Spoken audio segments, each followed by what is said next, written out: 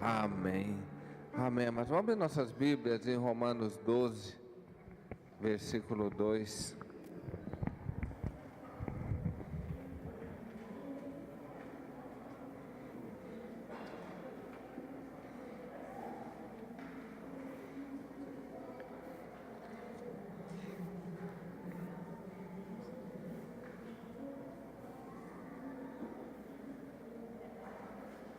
Romanos 12, 2.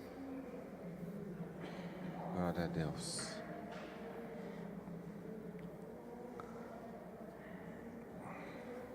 Amém?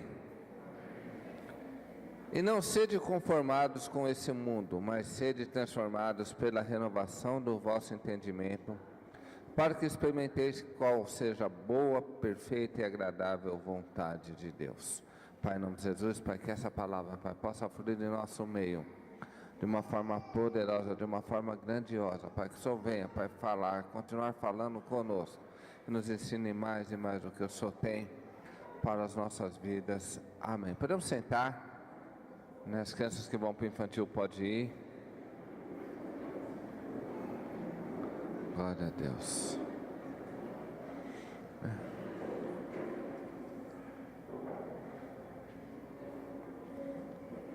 Vivemos época difícil de lutas, de tragédias, de má notícias. E muitas vezes nós temos um espírito de derrotismo, né, que vai pairando em nossas vidas. E a Bíblia aqui, através do apóstolo Paulo, fala que Deus tem uma boa, perfeita e agradável vontade para nós, não é uma vontade abençoada, mas que Ele fala que para que eu possa experimentar essa boa, perfeita e agradável vontade de Deus, eu não posso me conformar com esse mundo. Em outras palavras, eu não posso me acomodar, eu não posso achar que é normal tudo aquilo que vem acontecendo. Então Paulo diz que para que eu possa experimentar a boa, perfeita e agradável vontade que Deus tem na minha vida, eu tenho que ser inconformado com a situação que eu estou passando, né? Talvez a palavra inconformado vem muitas vezes de uma forma pejorativa, né? Como se fosse uma revolta sem causa. Não, eu tenho que ter não posso estar conformado com as coisas que acontecem, às vezes com a minha família, com a minha vida, com o mundo. Eu não posso achar normal que meninas de 12 anos engravidem. Eu não posso achar normal que jovens de 13 anos já estão presos no crack. Eu não posso achar normal que famílias têm sido destruídas através de adultério. Eu não posso achar normal que uma pessoa mate a outra. Então, eu tenho que ser inconformado com muitas coisas da minha vida. Fala para o pastor, você tem que ser inconformado, querido. Porque inconformado vem de não tomar a forma. Então eu não posso tomar a forma desse mundo. Eu tenho que crer que eu ando na contramão. Eu não posso me acomodar com as coisas. Eu tenho que sempre querer algo mais. Muitas vezes a gente pensa que fé simplesmente é o tamanho daquilo que eu creio. Eu quero medir a minha fé pelo tamanho daquilo que eu creio. Mas a fé deve ser medida com o tamanho da atitude que eu tomo mediante aquilo que eu creio. Eu crer em algo é fácil, mas qual a atitude que eu tomo mediante aquilo que eu creio? Isso que vai determinar, porque crer em algo todo mundo crê, né? A Bíblia fala de Tiago que até o diabo é crente, né? Tiago fala, né? Crê em Deus, até o diabo crê e estremece. Saber que Deus existe, todo mundo sabe. Mas quais são minhas atitudes que estão sendo tomadas mediante a isso? E hoje nós vamos falar de uma pessoa, um personagem bíblico, que era inconformado com a situação. Alguém que ele conseguiu alcançar essa boa, perfeita e agradável vontade. Alguém que conseguiu a porção dobrada do que Deus tinha na vida dele. Nós vamos falar de Eliseu. Abra sua Bíblia em 2 Reis, segundo livro de Reis, capítulo 2, do versículo 1 ao 6. Nós vamos ver aqui 4 estágios na vida de Eliseu, 4 estágios na vida dele que ele quis avançar, que ele não se conformou, que ele não se acomodou e que levou ele a receber a porção dobrada do que Deus tinha na vida dele. Segundo livro de Reis, capítulo 2, a partir do versículo 1. Eu vou ler, quem não tiver com Bíblia, nós só me acompanhe, diz assim: Sucedeu, pois, que havendo o Senhor de elevar Elias num redemoinho ao céu, Elias partiu com Eliseu de Gilgal. E disse Elias a Eliseu: Fica-te aqui. Fala comigo, fica-te aqui. Porque o Senhor me enviou a Betel. Porém Eliseu disse: Vive o Senhor e vive a tua alma, que não te deixarei. Assim foram a Betel. Então os filhos dos profetas que estavam em Betel saíram a Eliseu e lhe disseram: Sabe que o Senhor hoje tomará o teu Senhor por cima da tua cabeça? Ele disse: Também eu bem sei, calai-vos. E Elias lhe disse: Eliseu, fica-te aqui. Fala comigo, fica-te aqui. Porque o Senhor me enviou a Jericó. Porém ele disse: Vive o Senhor e vive a tua alma, que não te deixarei. E assim vieram a Jericó. Então os filhos dos profetas que estavam em Jericó, que chegavam a Eliseu, lhe disseram: Sabes que o Senhor hoje tomará o teu Senhor por cima da tua cabeça? Ele disse: Também sei, calai-vos.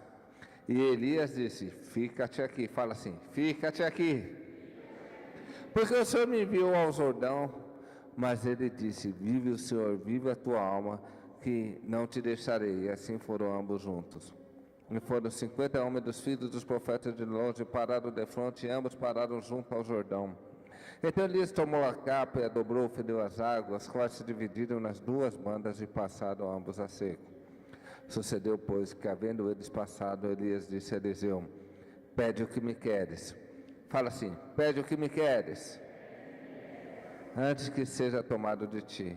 E disse Eliseu: Peço que haja porção dobrada do teu espírito sobre mim.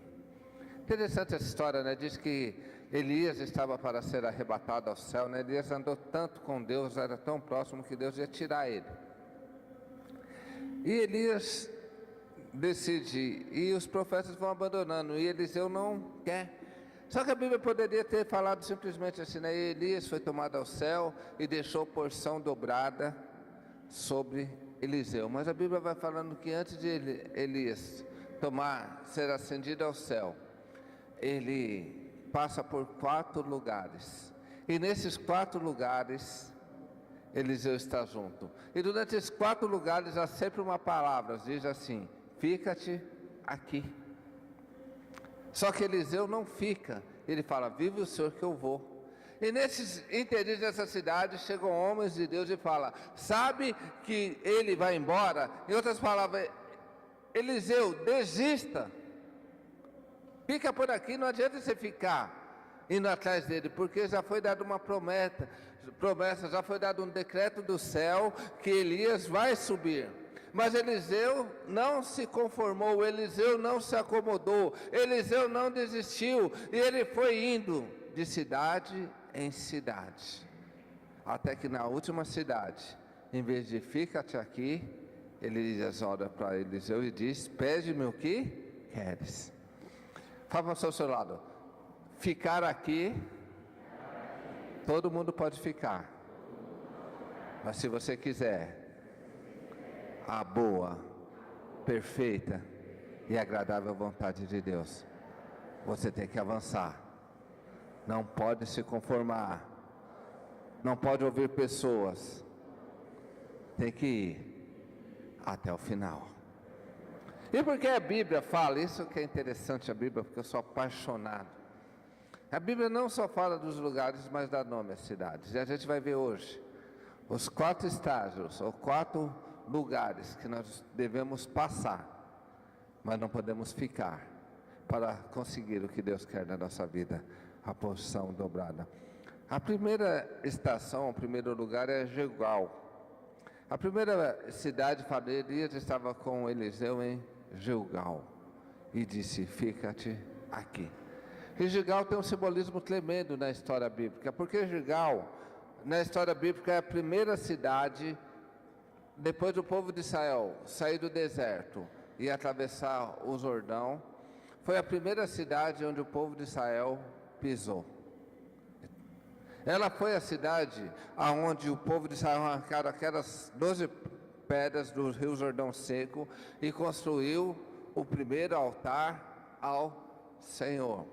Gilgal foi a cidade onde o povo de Israel, todo mundo que veio do deserto, fizeram a circuncisão, o sinal de aliança com Deus.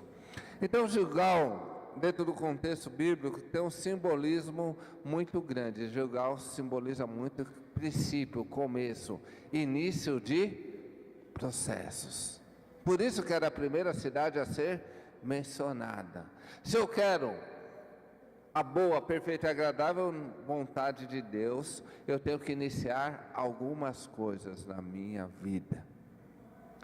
No natural, simboliza que se eu quero algo, eu tenho que começar a sonhar e que tenho que tomar o primeiro passo.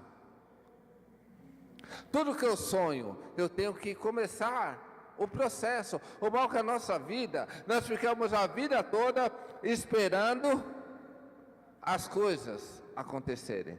Vou dar um exemplo. A pessoa está meio gordinha.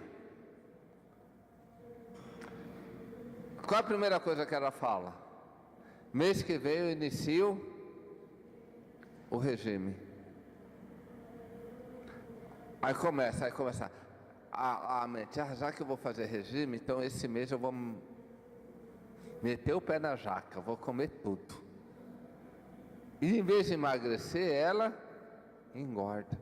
Aí chega no mês que vem, não, no começo do mês não, é que esse mês vai ter uma festa da minha cunhada, vai ter um churrasco, no meio do mês eu começo o regime. Aí quando chega no dia 15, fala, já está no meio do mês mesmo, mês que vem eu começo de novo. E vai engordando, porque ela nunca inicia o processo. Ano que vem eu começo a estudar. Ano que vem eu começo a economizar. Depois eu melhoro. O mal que em nossa vida, muitas vezes, nós vamos passando a vida toda, fazendo promessas, fazendo sonhos, imaginando coisas, e nós nunca iniciamos processos concretos da nossa vida. Gilgal simboliza no natural, que se eu quero ter algo bom na minha vida, eu tenho que iniciar agora. Eu quero passar na faculdade ano que vem, eu tenho que começar a estudar agora. Eu quero comprar um carro, eu tenho que começar a economizar agora. Eu quero comprar uma casa, eu tenho que começar agora. Eu quero que o meu casamento seja melhor, eu tenho que começar agora. Mas às vezes a gente pega o casal, fica um esperando o outro mudar para que ele possa melhorar. Já viu como é assim? Quantos casais eu pego? E você vai considerar casar uma bênção, porque todo marido tem uma lista de reclamação da esposa. E toda esposa tem uma lista maior do marido.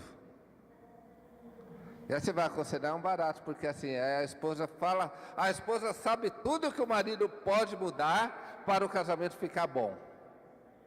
E o marido sabe tudo que a esposa precisa mudar para que o casamento fique bom. Só que ninguém muda a si mesmo. Um fica esperando o outro mudar. E ninguém inicia o processo. E vão ficar 20 anos casados brigando, porque não inicia a mudança que parte dele. No espiritual, Gilgal também simboliza que eu, como cristão, tenho que iniciar coisas na minha vida. Porque Gilgal também, no literal, essa palavra significa andar em círculos. E tem pessoas que na sua vida espiritual não saem do lugar. Por quê? Porque não inicia processos. Tem crente que está há 2 anos na igreja e nunca leu nada na Bíblia. E fala, eu quero ler a Bíblia. E fica sempre assim, ano que vem eu vou ler a Bíblia toda. Ano que vem eu vou ler, ano que vem eu vou ler, ano que vem eu vou ler. E nunca lê. Querido, começa a ler um versículo por dia. É melhor do que nada. Começa a ler um capítulo por dia, é melhor do que nada. Tem pessoas que falam, eu vou começar a orar. E nunca ora. Tem pessoas que saem do culto, depois de uma oração chorando, e falam assim, eu vou começar a me envolver com a igreja. Mas nunca se envolve. Eu vou me envolver com a célula, mas nunca se envolve. Eu vou começar a dizimar, mas nunca dizima. Fala para o seu celular assim, querido, o que você tem que fazer? Não espere para amanhã. Comece hoje. Igual simboliza isso, porque se eu vou postergando as minhas atitudes, eu nunca vou conseguir fazer nada. E esse era o primeiro desafio na vida de Eliseu. Esse é o primeiro desafio da nossa vida, é iniciar processos na nossa vida. Nós temos grande dificuldade para iniciar processos. Nós devemos começar a tomar posse. Há processos a serem iniciados. E se há coisas que eu preciso fazer, tanto no natural como no espiritual, eu tenho que iniciar logo. A segunda cidade que a Bíblia fala é Betel. Porque depois que eu inicio um processo, há um segundo lugar que quer fazer eu parar. E Betel, no literal, significa casa de Deus. No contexto histórico, Betel é a cidade. Aparece a primeira vez quando Abraão recebe a promessa de Deus de ser pai de uma grande nação. E lá ele constrói o primeiro altar dele a Deus. Depois Abraão desce para o Egito, não dá errado. E quando ele quer renovar a aliança com Deus, ele volta para Betel. Betel é a cidade também onde Isaac constrói altar. Betel é a cidade onde Jacó vê aquela escada ligando o céu, e lá ele faz a sua primeira aliança com Deus. Então Betel simboliza a aliança, casamento.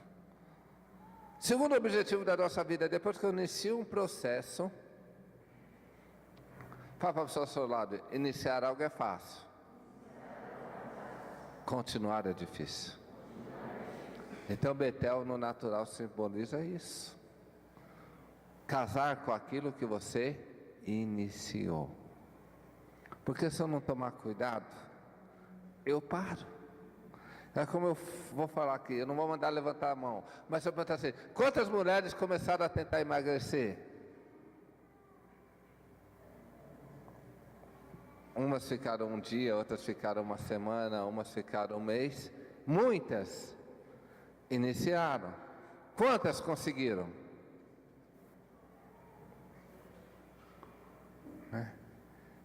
Deixa eu perguntar aqui, quem começou a ler a Bíblia?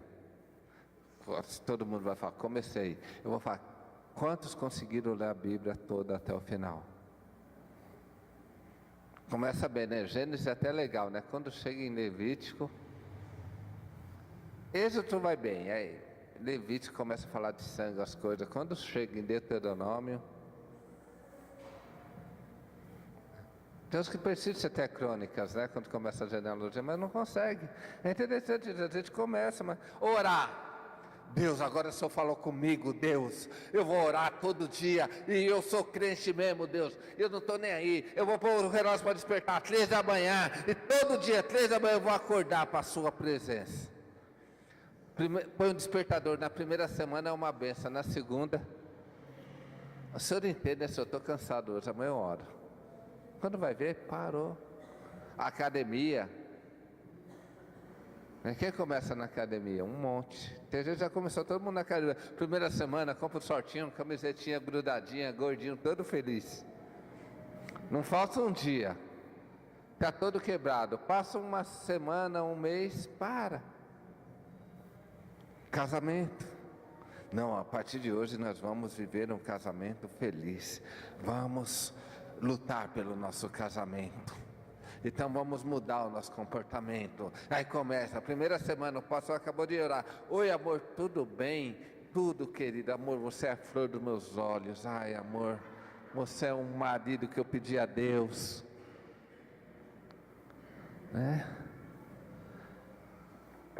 Não amor, não lava a louça, eu lavo para você. Porque essas mãos tão lindas não foram feitas para criarem calos assim. Deixa eu com as minhas mãos, né? E começa, tá bem. Passa um mês, vai sua bruxa, sua.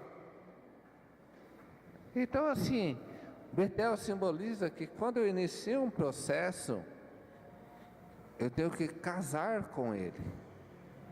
Eu tenho que lutar por ele. Isso eu estou falando brincando, mas é casamento, é vida financeira, é família.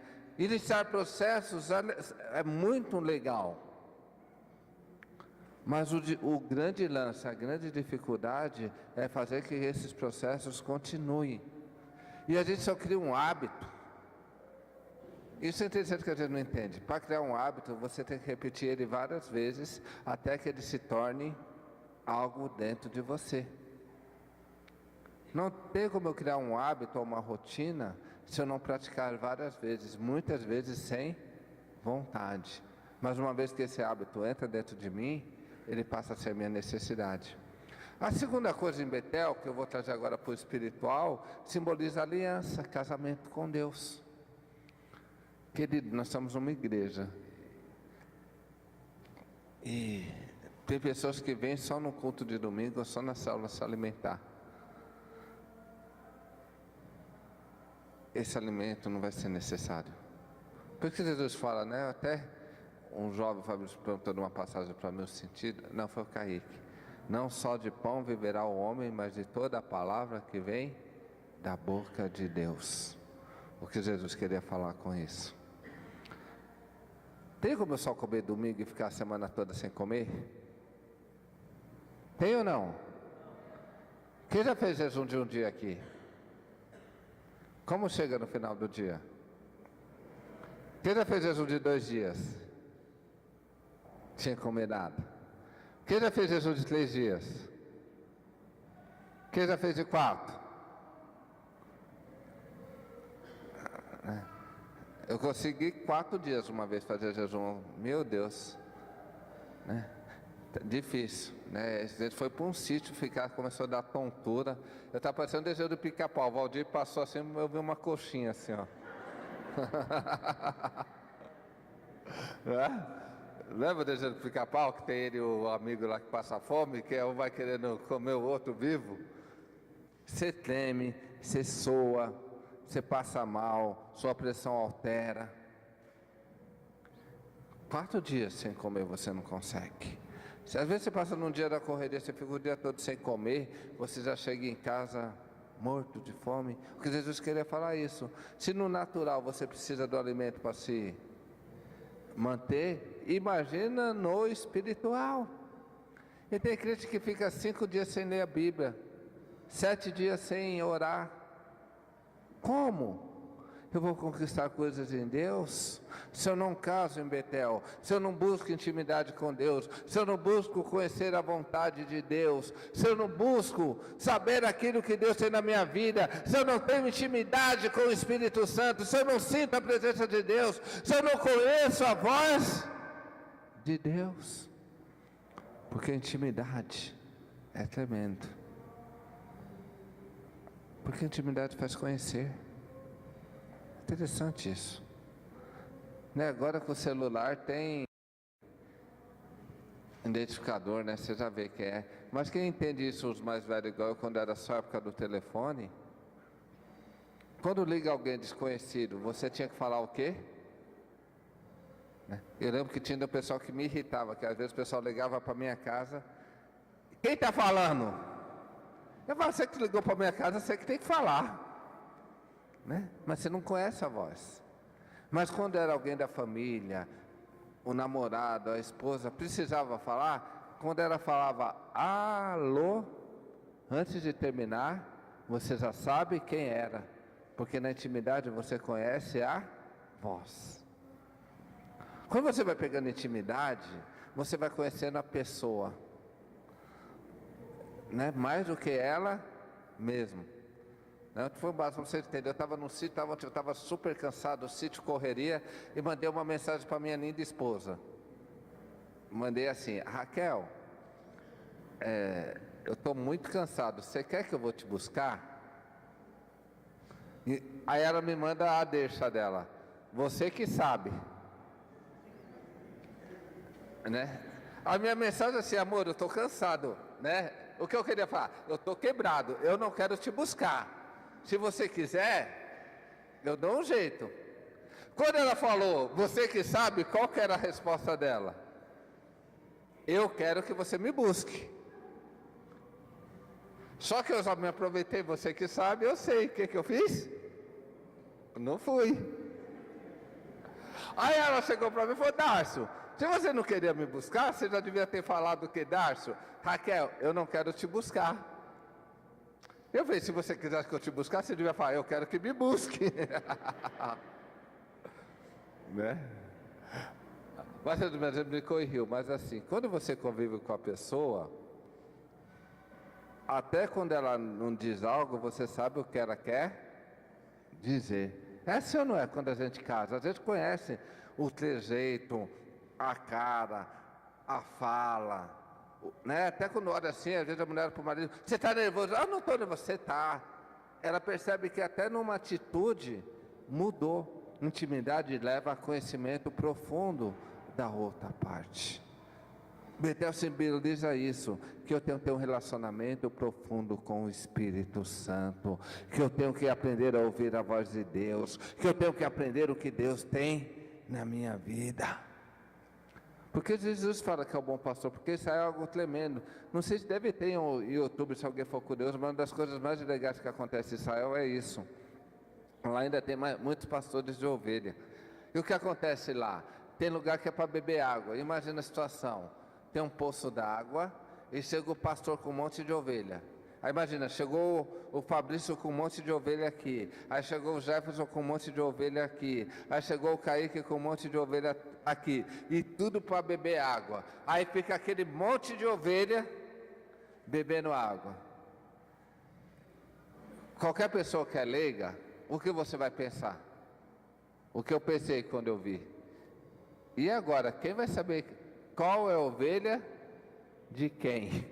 Como que esse povo vai separar as ovelhas? Porque são todas iguais. E sabe o que o pastor faz da ovelha? Ele se afasta e dá um comando com a voz dele. E todas as ovelhas dele saem. As que não são dele continuam, até que o pastor delas a chame. Por isso que Jesus fala: eu sou o pastor das minhas ovelhas, conhece a minha voz. Então, para a pessoa ao seu lado: você conhece a voz de Jesus? Você sabe quando é Jesus falando? Né? Porque a gente tem que tomar cuidado, porque existem 3 vozes que podem falar conosco: a nossa mente, o Espírito Santo de Jesus e o diabo. E tem tanta gente confundindo isso porque não tem intimidade. Tem pessoas que às vezes chegam: pastor, eu tive um sonho, pastor, eu acho que é de Deus. O senhor revela para mim. Eu falo: o que foi, irmão? É, pastor, eu tive um sonho que eu estava lá caindo do ar e daqui a pouco eu revirei e tal. O que Deus queria falar? Eu falei: querido, você comeu à noite uma feijoada? Assistiu Matrix? Às vezes é nossa mente, e a gente quer espiritualizar. Às vezes é o diabo que fala. Tem pessoas que já falou: não, mas foi Deus que mandou. Mas Deus vai mandar você fazer algo que é contra a palavra dele? Se Deus mandou, tem que estar de acordo com a palavra dele, né? Que tem pessoas que têm distorcido a Bíblia e: ah, não, mas Deus mandou. Deus vai mandar de acordo com a palavra. E tem a voz de Deus. E como eu começo a saber identificar a voz de Deus? Através da intimidade. Só que Eliseu não quis ficar só na intimidade também, né? Então primeiro eu tenho que iniciar um processo. Primeiro eu tenho que iniciar o processo e permanecer. Aí ele vai para a terceira cidade, que simboliza Jericó. Jericó nos dá a ideia de fortaleza, de muralha. Jericó foi aquela cidade que Josué conquistou, onde as muralhas ruíram. Jericó era a maior fortaleza cananeia da época. Então Jericó tem 2 simbolismos. Um dos mais é o que? De desafio, de luta, de coisas a serem destruídas. Voltando para o natural, depois que eu inicio um processo e depois que eu caso com ele, eu tenho que saber que nada é 1000 maravilhas. Não existe conquista sem suor. Não existe coisas que eu consigo sem ter desafios. Não existe metas a serem alcançadas sem ter batalhas a vencer. Fala para a pessoa, quando você começar algo e casar com aquilo, saiba, vai vir lutas. Isso é no natural. Ai, amor, vamos restaurar o nosso casamento a partir de hoje. Iniciou. Começa o processo, vai. Só que não vai ser mil maravilhas. Você vai ter que saber que vai ter lutas, vai ter momentos difíceis, vai ter batalhas para você conquistar. Você começa algo na vida, um sonho, um projeto, uma luta. Eu quero me tornar um médico bem-sucedido. Amém. Iniciou a estudar, iniciou a faculdade, se casou com aquilo, mas saiba que vai ter noites de sono, falta de dinheiro, vai ter que abrir mão de muitas coisas para você conquistar aquele objetivo. Ah, eu quero ter uma casa própria. Legal. Você vai se privar de muitas coisas para conquistar essa casa própria. Eu quero subir na vida. Você saiba que você vai se privar. Jericó simboliza desafios que aquele sonho vão me levar. O mal que todo mundo quer ser abençoado, todo mundo quer ganhar coisas, mas ninguém quer pagar o preço. E na vida nada é de graça. Jericó simboliza isso. A maioria das pessoas olha assim, uma pessoa que tem uma casa bonita e olha, ai, que casa bonita a sua. Mas poucos querem comprar um terreno, ficar lá no sol cavando fundação, passando fome, construir, morar numa casa mal acabada durante anos, arrumando aos poucos. Depois de 20 anos essa pessoa constrói a casa dela. E sabe qual é o pior? Aí vem aquele parente que nunca fez nada na vida, não luta, ele olha assim, ah, você deu sorte. Nada é por acaso. A suor, a luta, a labuta. Então Jericó no natural simboliza assim, se eu quero conquistar algo na minha vida, eu tenho que estar pronto a lutar por isso. Nada é de graça. E no espiritual, pastor? No espiritual, Jericó simboliza fortalezas que precisam ser conquistadas por nós. Fala para o seu lado, na sua vida, existem fortalezas que você precisa derrubar para que você alcance a promessa de Deus. É interessante isso, pastor, mas quais são essas fortalezas? Querido, cada um tem a sua fortaleza. E você tem que pedir para o Espírito Santo te mostrar. Deixa eu dar alguns exemplos para abrir. Vamos supor que eu tenho raiva do Fabrício, do Jefferson. E não posso ver a cara dele. Eu tenho uma mágoa profunda com ele. O que isso é na minha vida? Uma fortaleza. E aí o Espírito Santo pede perdão para o Jefferson. E eu falo, eu não, aquele sem vergonha, ele que aprontou comigo, e eu tenho que pedir perdão para ele? Nunca.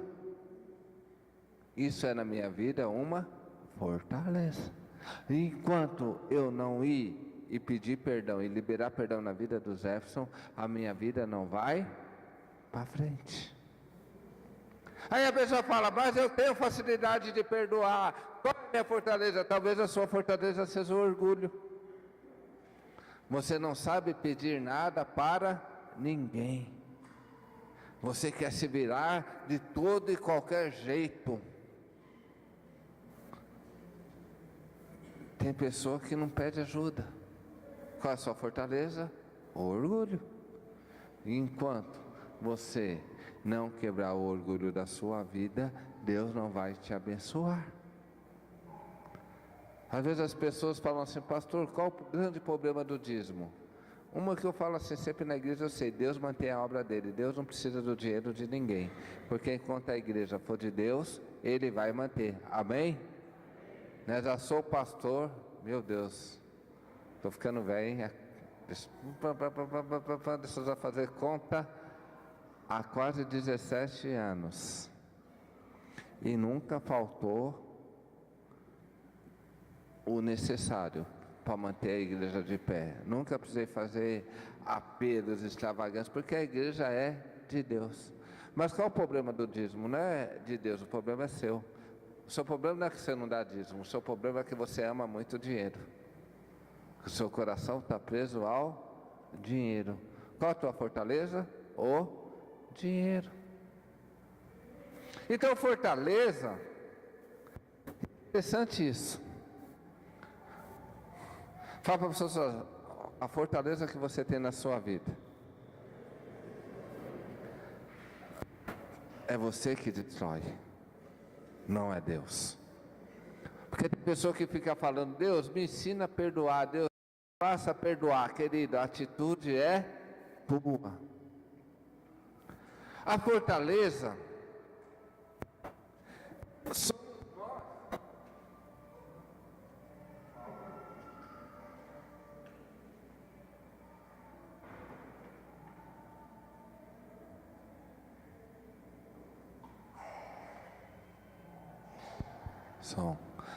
Igual a minha fortaleza, você vê, o microfone estava bem. Aí o Mateus aparece aqui e o microfone apaga. E o Dodô são minha fortaleza. Perdão, Dodô, te amo. Mas nós pedimos para Deus, Deus me faça perdoar. Deus fala, é você que tem que liberar o perdão. Mas a pessoa não merece, mas é você. Talvez a fortaleza é complexo que a vida nos colocou. E o mal nosso, e a maioria de nós somos membros de famílias pobres, a maioria do nosso bairro é famílias nordestinas, e o mal que nós temos é a estima muito baixa. E nós fomos criados e com a mentalidade que nós não servimos para nada. A maioria das pessoas tem essa mentalidade, eu sou feio, eu sou pobre, eu sou coitado. Quantas pessoas têm um espírito de coitadinho? E Jericó simboliza, quebre com isso. Fala para a pessoa do seu lado, você não é coitado não, meu amado. Você é um abençoado.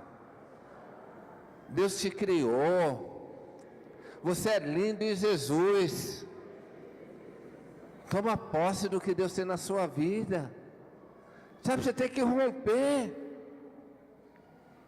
A Bíblia fala, né, em Coríntios,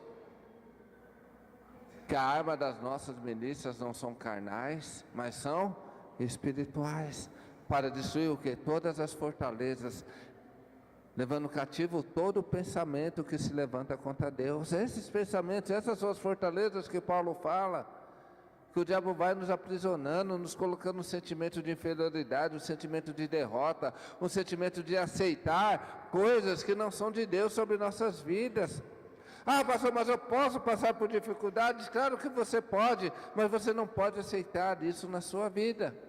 Você tem que lutar até o último momento. Elias chega para Eliseu e fala, fica-te aqui. Você já derrubou as fortalezas. Mas Eliseu fala, eu não quero. Eliseu vai, passa por Gilgal, inicia os processos, ele passa por Betel, aliança, intimidade, ele passa por Jericó, vence os desafios, quebra as fortalezas da sua vida, mas chega ao Jordão. Fala para a pessoa ao seu lado, meu amado, Deus te chama nessa noite para chegar ao Jordão dele. Jordão na Bíblia tem um simbolismo lindo. Jordão é onde o mar se abre para que Josué entre na terra prometida.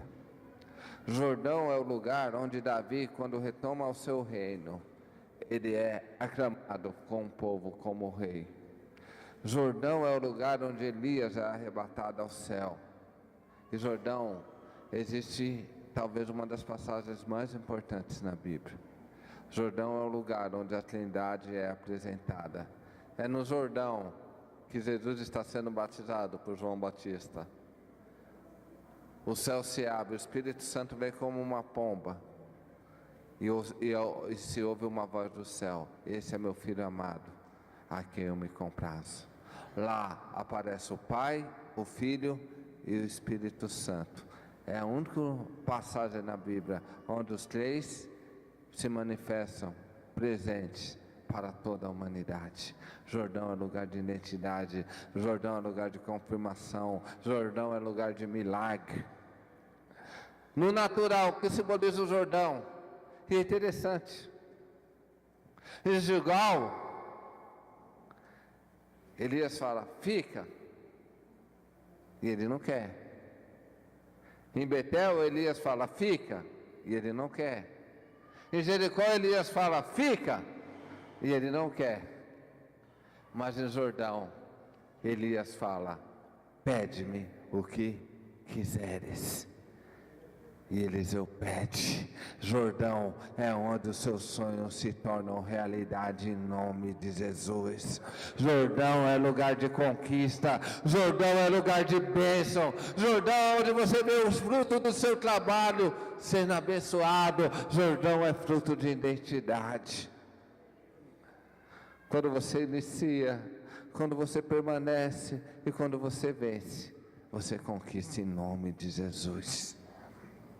No espiritual, Jordão simboliza quando você tem maturidade espiritual, quando você tem identidade do reino de Deus, para onde você sabe quem você é em Cristo Jesus. Jordão simboliza quando você conhece muito a voz de Deus e você sabe o propósito que Deus tem na sua vida. Jordão é onde você sabe para onde você vai, a direção que você tem, aquilo que você pode conquistar.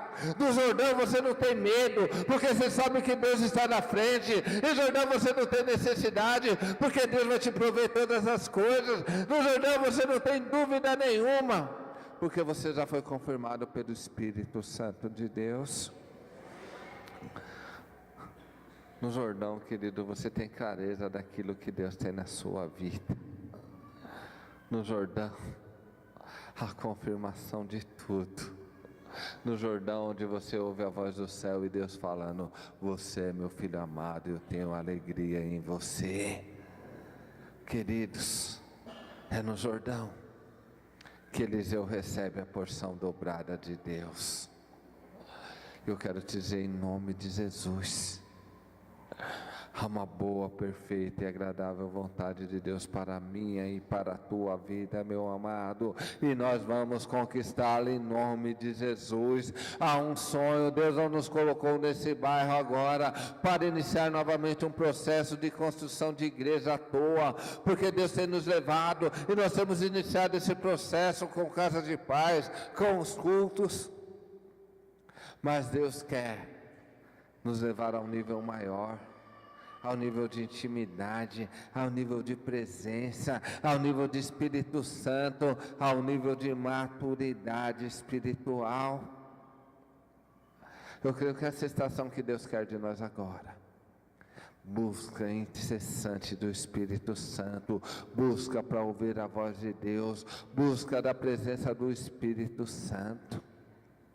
E quando nós estivermos maturados, queridos, não pensa que é fácil. Porque nós muitas vezes pensamos, abrimos a igreja, temos a presença de Deus e agora vamos conquistar, é fácil? Não, porque vai vir lutas, desafios e fortalezas, porque o inimigo tem se levantado e vai se levantar, mas em nome de Jesus o inimigo se levanta para cair, porque nós não vamos desistir, nós não vamos recuar, nós vamos avançar baseados na palavra de Deus para alcançar todos os projetos que Deus tem para nossas vidas. E quando nós avançamos e vencemos, nós chegamos ao Jordão em nome de Jesus. Toda vez que eu entro aqui, eu sonho em ver aqui com o piso, esse palco lindo, com painel aqui, galeria, e 1.200 pessoas aqui reunidas louvando a Deus. Eu sei que nós vamos chegar nesse Jordão em nome de Jesus. Eu creio que como na outra igreja não tinha ninguém, eu falava assim, pela fé nós vamos ter 2 cultos que não vão caber as pessoas. Eu profetizo aqui que nós vamos ter que ter vários cultos, tantas as vidas que vão ser salvas nesse lugar. Eu creio nesse lugar nós vamos ter pessoas prósperas. Aqui nessa igreja vai ter médicos, advogados, engenheiros, empresários, pessoas felizes, com o casamento abençoado, pessoas prósperas, pessoas com a vida transformada. Eu creio que nesse lugar paralítico vai andar, cego vai ver, surdo vai ouvir, pessoas vão ser curadas de problemas aqui na hora, porque eu sei que aqui vai ser do Jordão de Deus. Essa é a fé que nós devemos ter, que nós vamos ter a boa, perfeita e agradável vontade de Deus manifesta nas nossas vidas, queridos. Mas para isso nós não podemos nos conformar, não podemos nos acomodar a um Gilgal onde nós vamos iniciar, a uma Betel onde nós vamos aliançar, casar, ter intimidade, a uma Jericó que precisa ser vencida e destruída, mas depois há um Jordão aonde vamos desfrutar de tudo aquilo que Deus tem para a nossa vida. Se coloque de pé. Nós vamos orar agora. Ó Senhor. Ó labitubinab, labitubinab, labitubinab, labitubinai. Espírito Santo de Deus. Fecha os teus olhos agora.